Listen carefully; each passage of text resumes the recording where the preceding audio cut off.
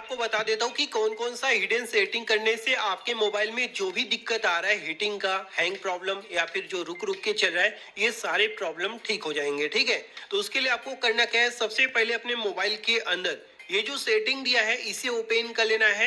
अब यहाँ पर दोस्तों कौन कौन सा सेटिंग करना है ध्यान से देखना, कोई भी एक सेटिंग मिस कर दोगे तो आपके फोन से ये जो दिक्कत है, ये जो प्रॉब्लम है, ये ठीक नहीं होगा। ठीक है, तो वीडियो को पूरा देखना ध्यान से। अब सबसे पहला सेटिंग आपको करने के लिए यहाँ पर आना, सेटिंग आपको प्ले स्टोर के अंदर करना है। प्ले स्टोर के अंदर आपको आना है, प्रोफाइल के ऊपर क्लिक कर देना है। ठीक है, जिसके बाद आप आ जाएंगे सेटिंग के अंदर, नेटवर्क प्रेफरेंसेस के अंदर चले आना है। अब यहाँ पर दोस्तों दिया होता है ऑटो अपडेट एप्स, इसके ऊपर क्लिक करना है और ये दोस्तों आप देखेंगे ऑटो अपडेट एप्स आपके मोबाइल में ऑन मिलेगा। अब ये ऑटोमेटिकली अगर आपके फोन में ये जो सभी ऐप है ये अपडेट हो रहे हैं तो इसका मतलब ये है कि आपका मोबाइल हैंग करेगा ही करेगा, क्योंकि बहुत से ऐप के जो अपडेट होते हैं वो हमारे फोन के वर्जन के साथ सुटेबल नहीं होते हैं और अचानक से अपडेट हो जाएगा तो दोस्तों सही से आपके फोन में नहीं चलेगा, है ना। इसीलिए जब भी आप किसी ऐप को अपडेट करें तो सबसे पहले उसका रिव्यू चेक कर ले कि अपडेट के बाद वो ऐप सही चल रहा है या फिर नहीं चल रहा है, तभी आपको मैनुअली अपडेट करना है।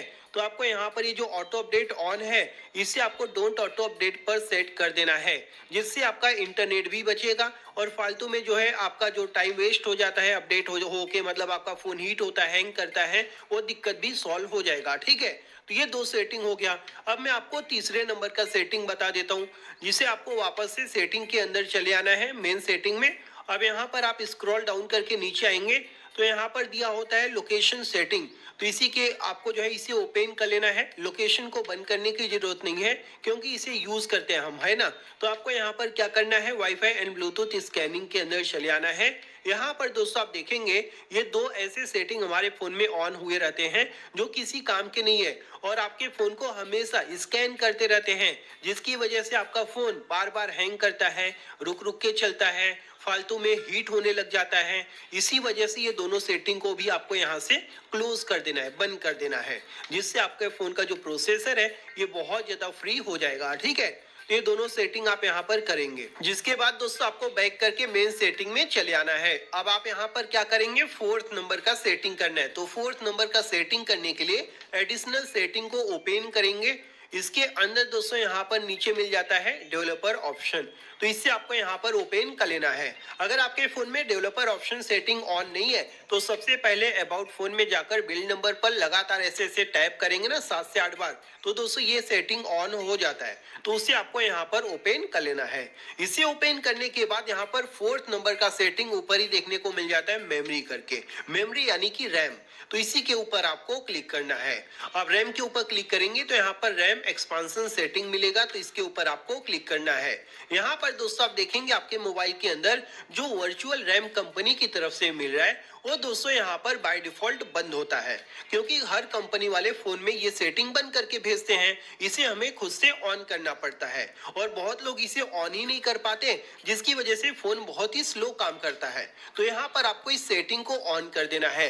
ऑन करने के बाद कितना जीबी आप अपने फोन में रैम बढ़ाना चाहते हैं वो यहाँ पर आप सेलेक्ट कर सकते हैं। इससे दोस्तों क्या होगा, आपके फोन के अंदर एक्स्ट्रा रैम बढ़ जाएगा, गेम खेलते समय गेम लैग नहीं करेगा, आपके फोन का स्पीड बढ़ जाएगा और बोल सकते हो ना मोबाइल जो रुक रुक के चलता है, ये सारी प्रॉब्लम ठीक हो जाएगा।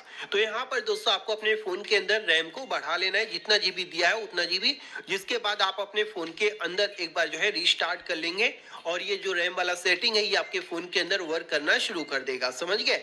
अब आप यहाँ से बैक कर देंगे। बैक करने के बाद दोस्तों अब मैं आपको पांचवें नंबर का सेटिंग बता देता हूँ। तो पांचवें नंबर का सेटिंग करने के लिए आपको यहाँ पर स्क्रॉल डाउन करके नीचे चले आना है। बहुत इंपॉर्टेंट सेटिंग है तो ध्यान से देखना, ठीक है। ये डेवलपर ऑप्शन में आपको बहुत से सेटिंग मिल जाते हैं, तो जो जो सेटिंग मैं बता रहा हूँ सिर्फ आपको वही करना है, ठीक है, एक्स्ट्रा सेटिंग मत करना। यहाँ पर दोस्तों आप देखेंगे दिया है बैकग्राउंड प्रोसेस लिमिट, इसके ऊपर आप क्लिक करेंगे।